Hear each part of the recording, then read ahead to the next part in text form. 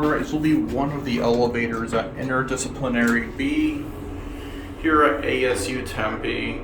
The other elevator seemed to be broken.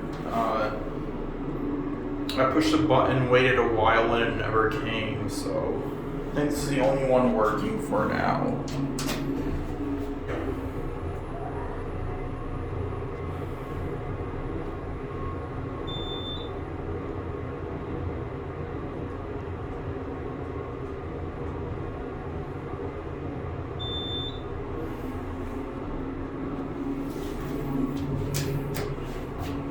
Third floor, going down.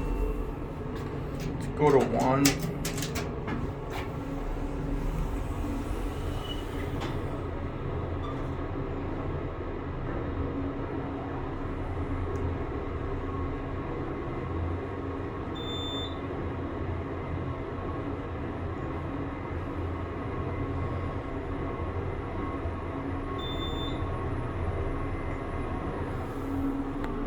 Get off at 3.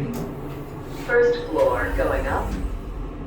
I do know that this was originally a GAL elevator, but it got modernized by Kone